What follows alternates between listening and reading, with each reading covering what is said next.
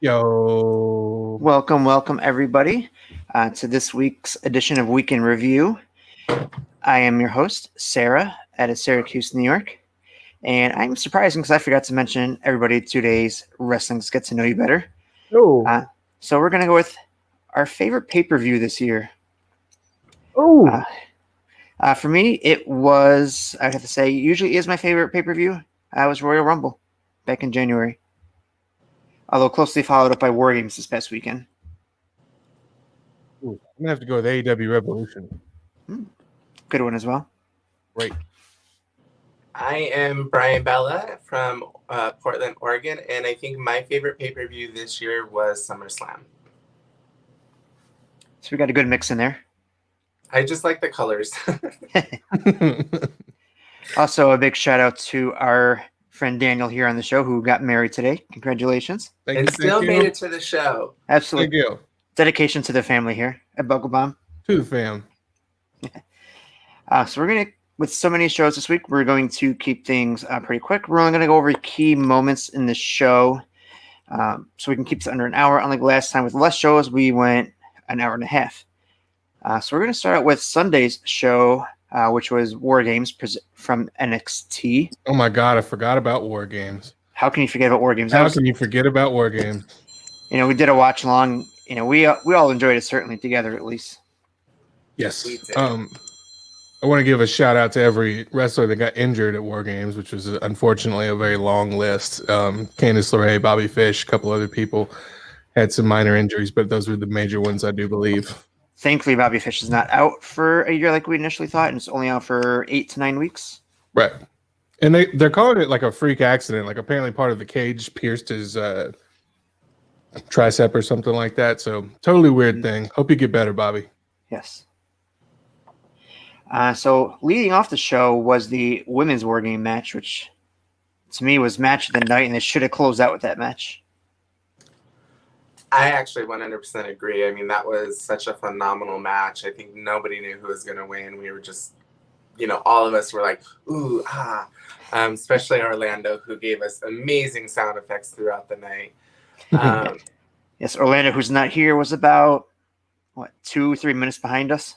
Yeah, so me and Sarah would be like, oh, that was a hard bump or something. So it built up anticipation for him, and then he would pop, which just made it so much better to watch, to be honest. So no matter what, if we do watch alongs again, Orlando has to start a couple minutes after us. I definitely think that my top spot would be the women's War Games, along with the strap match. Just kidding about the strap match. It needed to happen, though. It was still good. I liked it. Not everybody on this podcast did, though. I thought the whole show was a banger. The Tommaso Ciampa Thatcher match was really, really good.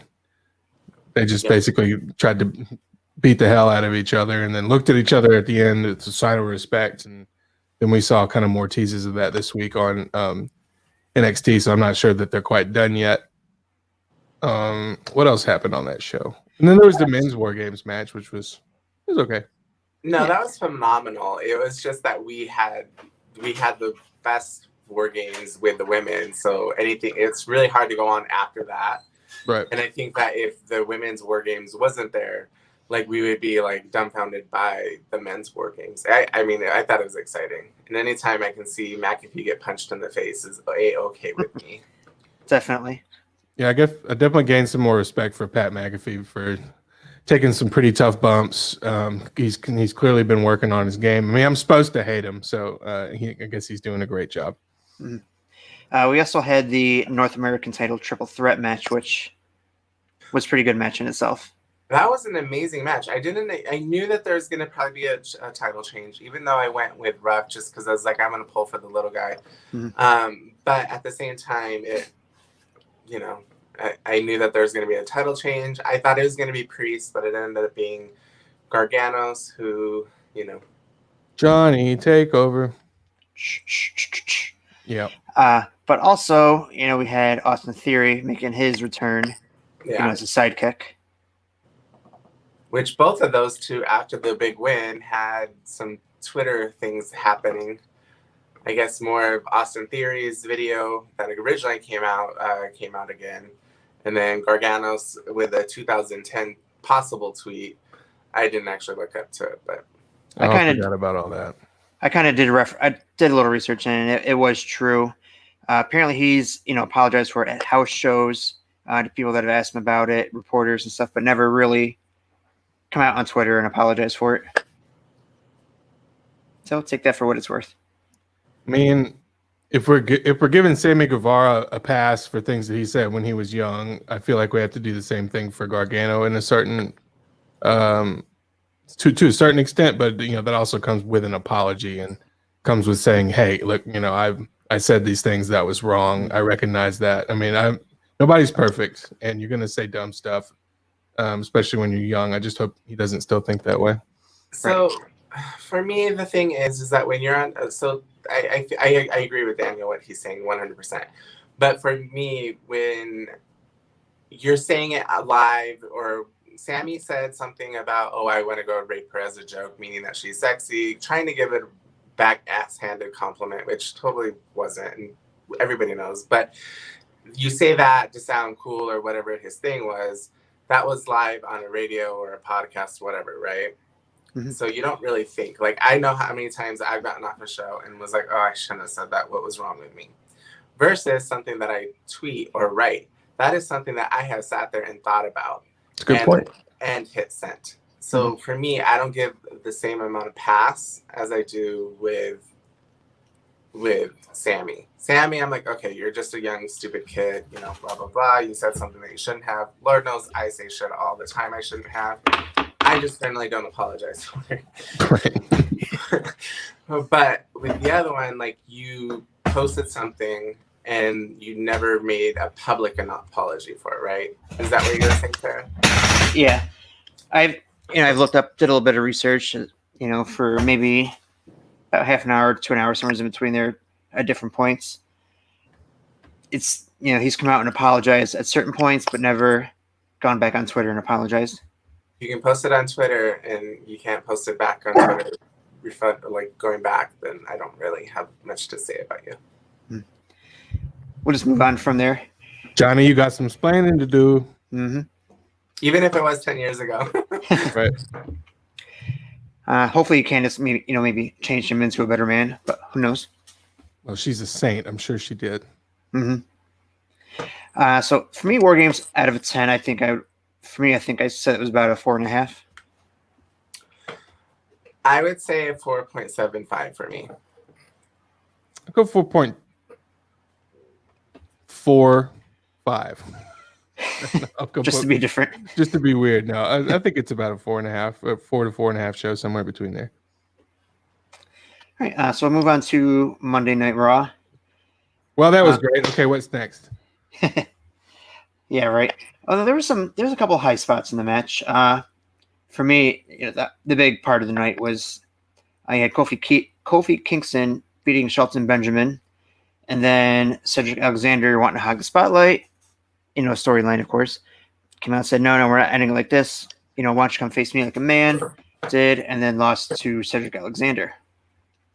Both matches were still pretty good, though. Mm-hmm. Yeah. So I think the big thing out of that tweet is Cedric's wife's tweet.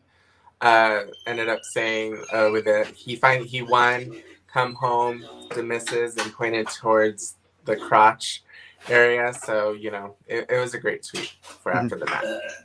And for those that don't know, Cedric Alexander is married to Big Swole from AEW.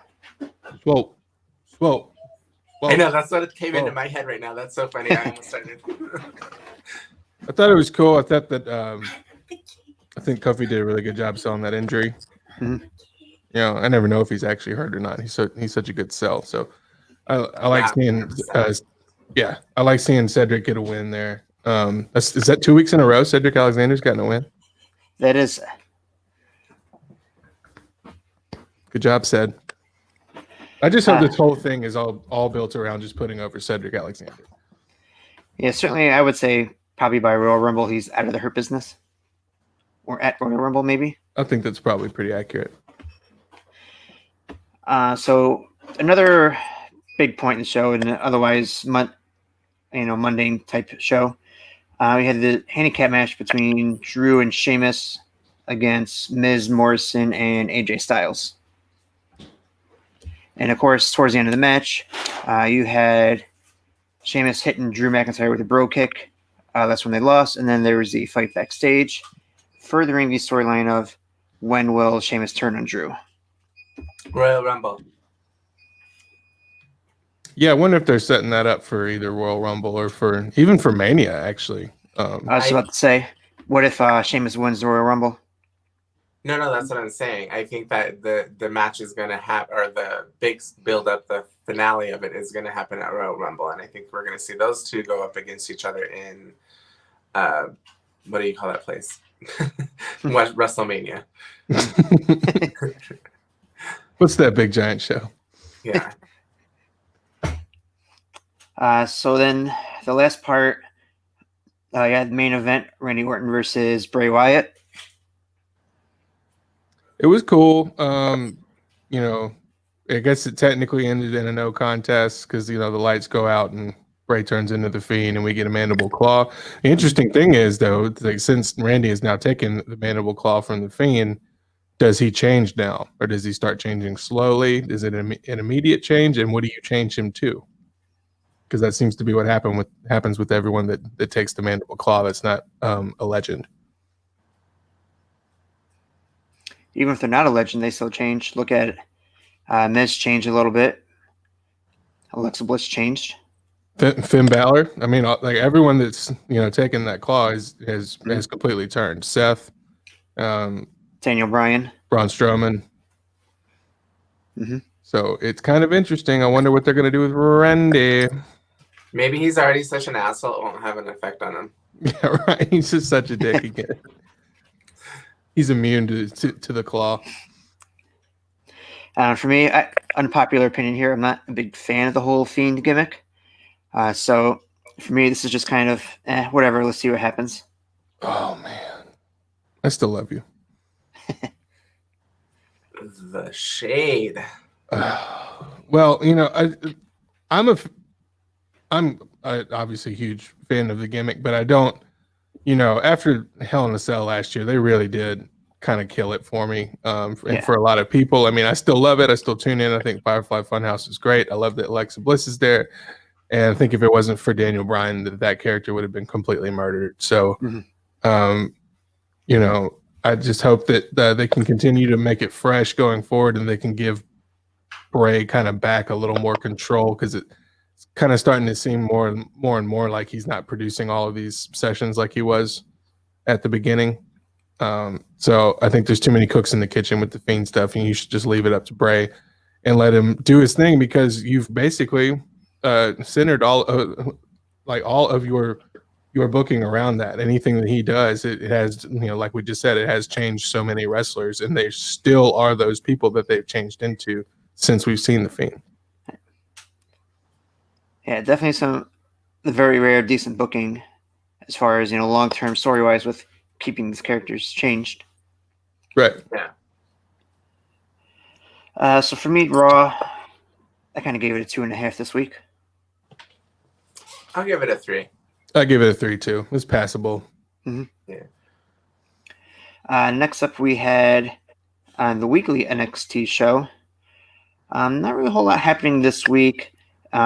The big points: Finn Balor and Karrion Kross are back. Scarlett back as well. Hopefully they let her actually, you know, wrestle soon. Mm-hmm. Everyone challenged for the NXT championship, basically. The second that Finn came back, we saw like 5 people come out and say, hey, what about me? What about me? What about me? Yeah, I think it looks like 2 of those people are going to be feuding themselves, though, in Karrion Kross and Damian Priest. What are we doing with Swerve Scott? Losing to the rising Jake Atlas. Yeah, I mean, I like both of those guys a lot. I mean, I like Swerve a little bit more on the microphone. Like, I'm actually a really big fan of his, and I think Jake's a great wrestler. But like I said last week, I still think he needs to work on his mic skills, but that'll come with time. Swerve was out with injury for a little while, wasn't he? Yes, I believe so. I think he gets back in the cruiserweight title, and I think they're trying to move Jake Atlas up to the North American title picture. Cool. So I think both of those will just be, they'll both be fine after a few weeks. Do we have 2 cruiserweight champions now? We do. Yes. So how's that going to work out? I believe, nothing's been said, but I'm pretty sure, probably towards the fall, maybe Clash of Champions pay-per-view, they unify the 2 titles. Mm-hmm. Because as of right now, Devlin can't really get over here, can't keep going back and forth. Right. So we'll see how that works out. And then the main event, you had Raquel Gonzalez versus Ember Moon in a hell of a match. Yes, that was an awesome match. I'm just sad that Ember Moon won, but I think it needed to happen. Lost. Mm-hmm. But I think it needed to happen. I think it's a good story. I'm here for it. It was an awesome main event. I like Raquel more and more the more I'm seeing out of her. She gets the pin at War Games and she beats Ember Moon in the main event. And I don't know. I'm here for it. She's got. At first, I didn't think that she had good emotions on her face, because we would always just kind of seem like she was looking around like this. But I think she's doing a great job. She's a great wrestler. I'm here for it. I'm into it. Grizzled Young Vets got the win, by the way. What's up? Yes, they did. GYV. And it looks like they're certainly building towards an Ember Moon versus Tony Storm feud, which has really good potential, I think. I'm cool with that, too. I like Tony Storm a lot. Unlike some other people that are on this podcast sometimes. Mm-hmm. I like Tony Storm. Unlike some other people on this podcast who aren't really paying attention. No, I am. I was just waiting. Yeah, no, I'm not a fan. All right, so NXT for me, I thought it was pretty good. Not quite their best show. I'd probably give it a 3.5, 3 3/4. That's about where I put it. That's fine. It was good. I really liked the tag team match that we were talking about earlier. Anytime I can see Imperium, I'm there for it. I would give it probably a 3.5 as well. I do find, unpopular opinion, but I found that this week's NXT was better than AEW this week. I said it. That's okay. Yeah. I figure they're probably both right about the same, to be honest with you, this week. Yeah. It's okay to be wrong. Speaking of Dynamite, this week they almost hit a million viewers again. Yes, so, they did. Well done, y'all. So for me, there was really only 2 high points to the show, and that was the beginning and the end. The beginning, the tag team match with the Young Bucks against TH2. Solid match. Very good match. What do you say about it? They're all fantastic workers. I'd still like to see more out of Angelico in a singles capacity just because he's so good. This was an awesome way to start Dynamite. Yes. It was. TH2, in my opinion, they're underutilized. They should be given some sort of push, and it looks like maybe they're going to start getting it, hopefully. And at some points in that match, I actually thought TH2 might pull up the offset. I could see that. Yep. It was cool. Especially when Angelico had his submission finisher on, I think it was Matt Jackson. Actually, look, he was about to submit there.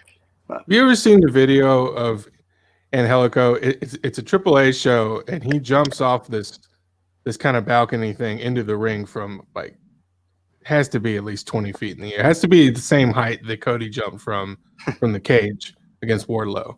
And it's just, it is a flying fist from hell. I'll have to send y'all the link sometime. It's amazing. And Angelico is such a capable wrestler. Yeah.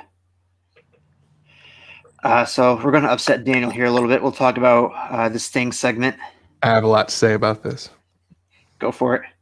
Look, as you all know, I'm super excited for Sting to be back, but I'd be happy with him not talking for at least a month and a half. Not because I don't want to hear what he has to say, but just because he rocks that gimmick so well, where he's just walking around with the bat looking at people. And I was surprised that AEW did it this way because they're usually so good at slow playing their their storylines. But as we were talking about, as the show was going on, everything in the show seemed like it was rushed. Like there was just a little bit too much. You could have taken maybe one thing out of it. So I didn't want to see him come out and have Cody say, "Hey, what about my match?" It's like, really, Cody? Really? He just got here. Like, do we have to do this right now? The one thing they could have taken out of the show was the Sting segment. Ooh, rough.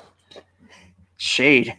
You might be right, though. Actually, I mean, they could have possibly saved it for next week. Build some more intrigue. You clearly had enough matches and enough stuff going on this show. So even though Brian's trying to throw shade at me, I think you actually might be right. I think it hurt. Looks like it hurt you to say that. It did. But I am stoked for what he's doing with Darby. He says some things, look familiar. We see Darby in the crowd sitting there with the title. I love Darby Allin. I love Sting. I'm really anxious to see what they're going to do together. I feel like they're going to be on the same team, though. Like, I don't want to see Darby versus Sting. I want to see Sting helping Darby out.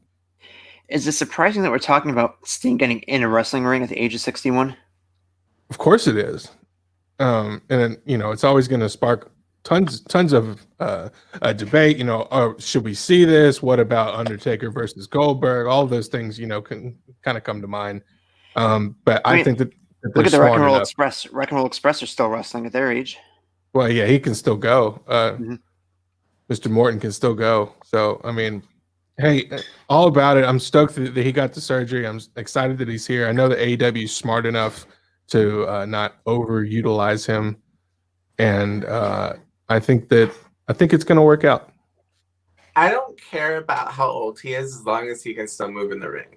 Right. I think a lot of times when people are brought back from the past to get numbers, whatever, they're not able to move in the ring as they used to, and that makes it feel like, oh, we can't have older wrestlers, or and I don't think that's true. Like we said, the Midnight Express is 100% very capable in the ring and still able to do everything that they used to do, and at the same speed. So it can happen.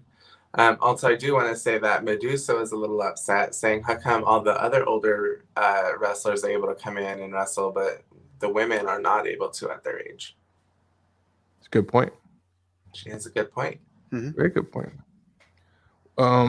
Something else happened on this show that I thought was really interesting, which was the Dustin Rhodes versus 10 match. Because he wins the match, and then Evil Uno comes out and asks him to be number 7. And if you remember his character very briefly from WCW named Seven, I thought that was pretty cool.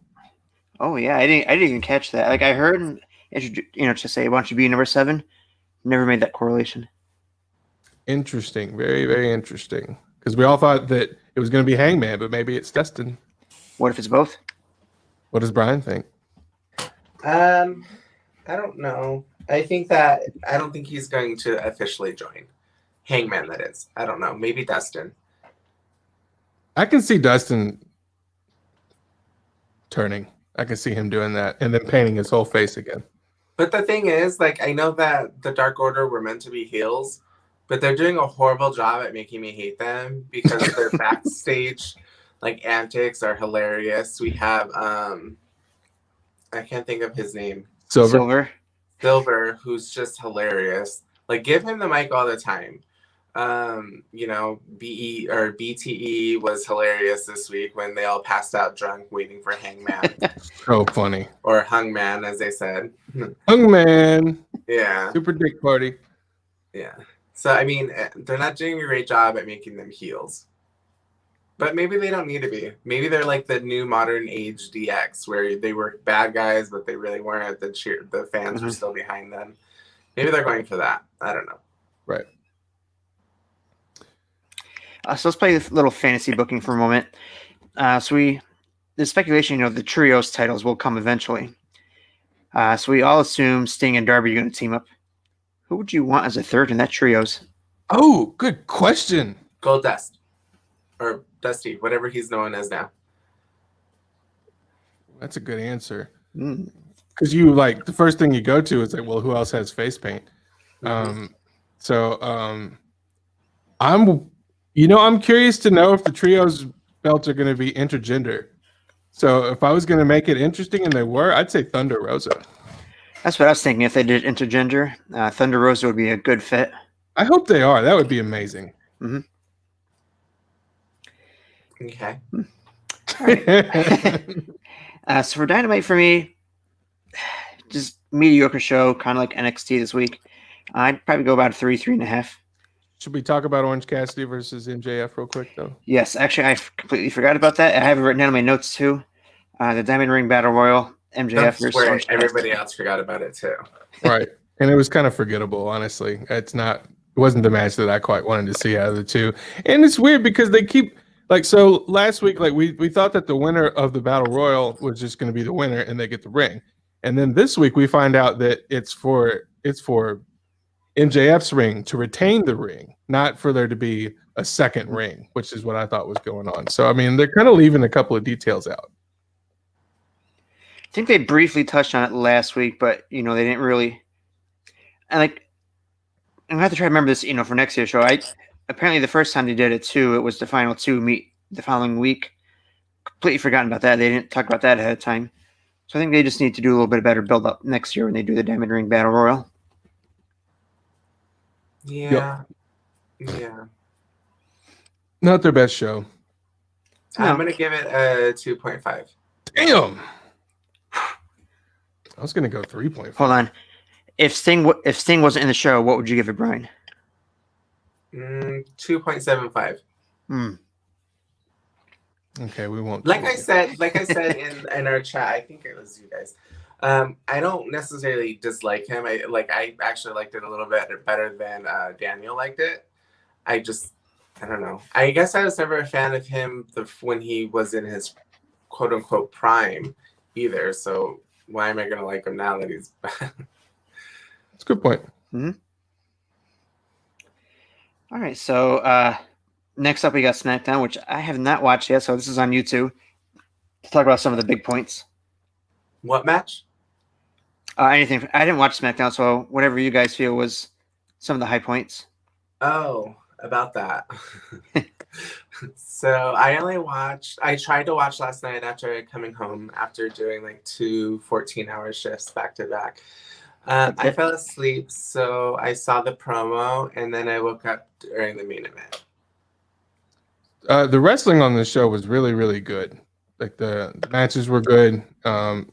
Just for example, just to run through a couple of them real quick. Cesaro and Shinsuke versus Otis and Chad Gable. Thought it was a pretty good match. They're telling a new story with Otis and Chad Gable. And also, it's interesting now that they're kind of working in the fact that apparently Keith Lee and Otis have been sent back to the Performance Center for whatever reason because Vince isn't happy with their in-ring work, and now they're bringing that onto the camera. So I think that's interesting. I think Chad Gable is he plays an interesting asshole in a way. So that was cool. We saw Billie Kay wrestle. That was cool.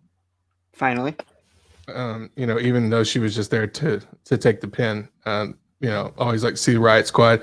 I'm all about Sami Zayn getting these screwy finishes with the IC title. I think it's hilarious. He looks homeless out there with his shaggy hair and big beard that's uncapped and everything, and just running around in these army style pants. I think it's really funny. It is. What else happened? Ziggler versus Montez Ford. That was good. Ziggler and Rude have now gotten wins against them for 2 weeks in a row, which probably means they're going to lose to them at TLC, but we'll see. And then we saw some more Roman Reigns and Kevin Owens action. This whole thing seems to be just centered around chairs, basically. So lots of chair shots being taken by everybody. And we saw Carmella versus Sasha Banks with kind of a screwy finish. Did anyone see that? Nope. Okay. So it was a pretty good match, actually. But the finish was weird so now Carmella has her sommelier following her around. I think his name's Jack or something like that. I can't remember. It's not Slapjack.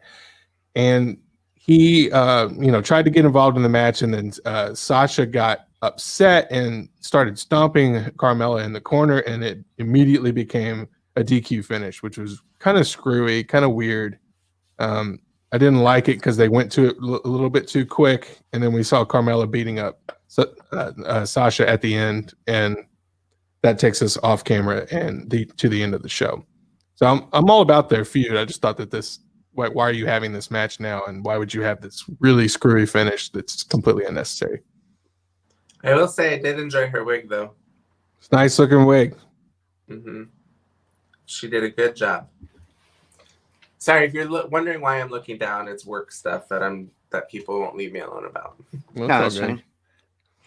So there is one other show, one big show we forgot to talk about. UK? Impact. Oh yeah, of course.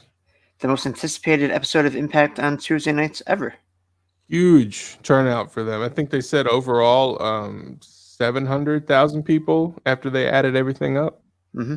That was more than NXT. Right. Aww. I saw they broke a Twitch record as well for most live views. 52K. Mm-hmm. That's an overall Twitch record? Like for anything? They said some kind of Twitch record. I remember seeing the headline. I didn't really read the article. That's crazy.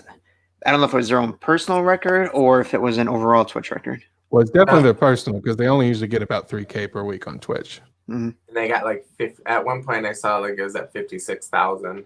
Jeez, crazy. The chat was so toxic though.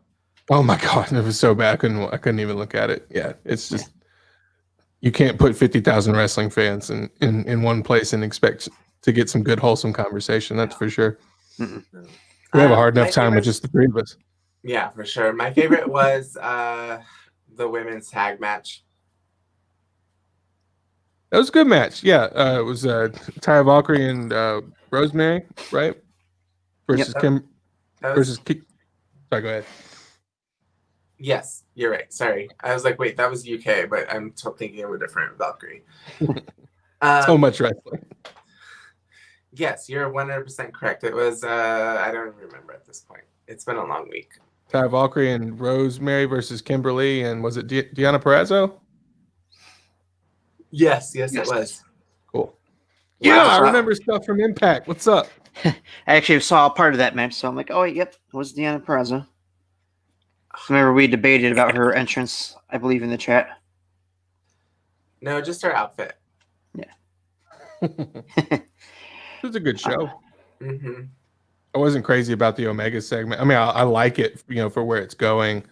And it was a total heel tactic to have everyone kind of tune in and then just not really quite say anything. I mean, he did, but he didn't. Tune in tomorrow. Yeah, and then they basically did the same thing on Dynamite. So Kenny will be back on Impact this week. We also had an Impact show afterwards. That's why I was confused on this. We did do a pre or a post show. It was actually a lot of fun. Go check it out to hear all of our live comments at the time. Because now I don't remember shit. So no idea what I said. Yeah. But it's cool. I'm waiting for them to show up somewhere in Japan. And when that happens, it's gonna really super turn some heads. Whether it's New Japan or Pro Wrestling Noah or whatever it is. I'm stoked to see what happens there. And tune into our discussion show on Tuesday where we do a little bit of fantasy booking between AEW and Impact, which will be a whole lot of fun discussion, I'm sure. Unfortunately, I will not be here for that one, but these guys have it. And I'm kind of glad, that's the perfect. I don't like doing fantasy bookings because I can't think like that. So I'm like, oh, this is a perfect show that I can't be at. So I'm all about the fantasy booking. I love it. Yes. All right. So how would you guys rate the Impact show this week? 3.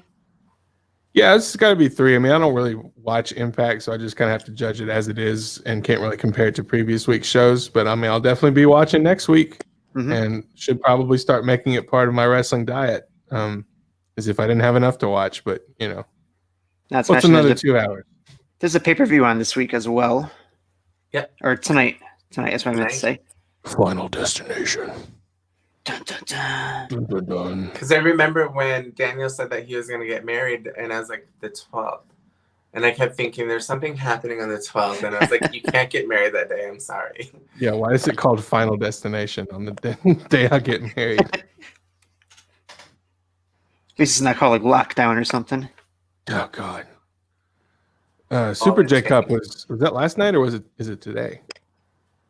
I think today. I remember seeing promos for it today, so I'm pretty sure. Unless they aired in Japan last. Is it recording in Japan or is it recording here? I think it's here. So it probably airs sometime this afternoon or tonight. What is happening?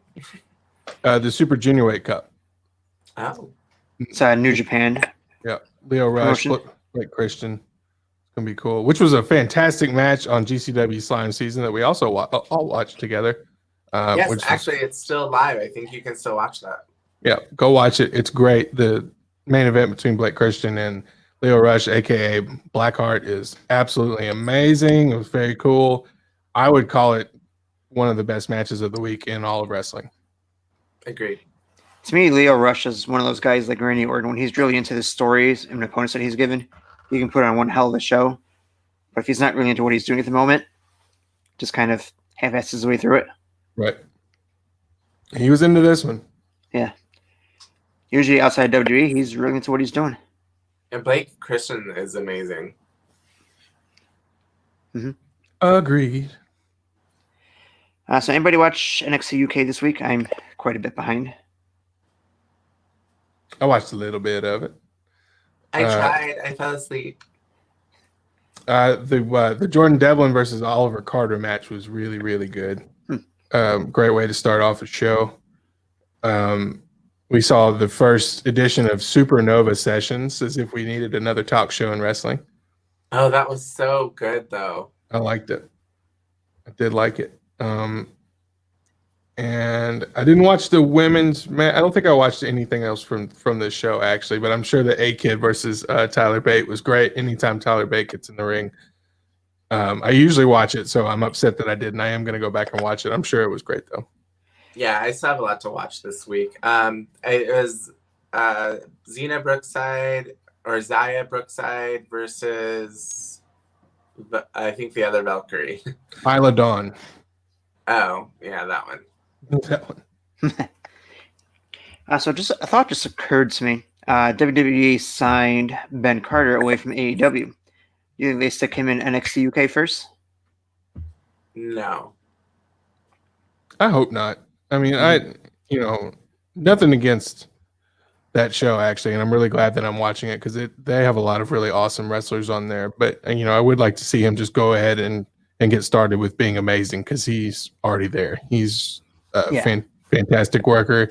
He's got the knowledge of a veteran, and he's only, 22, 23, right? 23, yeah. He's a baby. So my only thought with that was just because he's from England, so that's his home area. If he's there during till the pandemic is pretty much over, if they could just keep him there. He's here on a school scholarship. Okay. So I don't know. I think they're just trying to work. They haven't even officially announced that Ben Carter is with WWE. They just posted a a class picture of the Performance Center, and he was the last one to be signed, or one of the first ones out of the new class to be signed, but he wasn't even in the picture, at least in the timeline of it. But I am really super happy to see Tyler Russ in. I mean, he's spent years and years all over the place. I mean, if you guys watch him on New Japan Pro Wrestling Strong, he is such a good worker. I'm super excited to see him work in NXT. Yeah. I need to catch up on my New Japan Strong. It's a great show. New episodes every Friday. All right. Is there any other shows you guys want to talk about during our week in review? Any other spots that we may have missed? I don't see how we missed anything. Nope. I don't think I have anything. Oh, let's bring back to NXT. Abaddon. Let's talk about Abaddon. Oh, yes. Abaddon coming back on Dynamite. Yeah, she made an appearance, setting up the feud with Sheeta. She'll probably be the one to take the belt off her, I imagine. I would like to get maybe a triple threat between Sheeta and Britt Baker and her, and maybe one other person also, Penelope Ford, perhaps. No, Thunder Rosa. Or Thunder Rosa. Yep, that would be great. But who's taking the pin? Sheeta. I think you're right. I think you're right. I think it's time for Sheeta to get pinned and work her way back up the card. So switching back to NXT. Have you guys seen those Xia Li and I can't remember the other guy's name, those promos? Yeah. That stuff is super intense. Looks kinky. Yeah, it looks like fun. Yeah. I'm excited for them to do something with Xia Li. I mean, obviously, they were kind of building it up with that up until the last match she had. So, well, this is it for me. If I don't win this one, then I'm done. And then she lost. So I hope they have good plans for her and she comes back and murders everybody. I mean, she was a really good worker when she was around before everything happened. I wonder if I would like to see some women from NXT win the tag titles.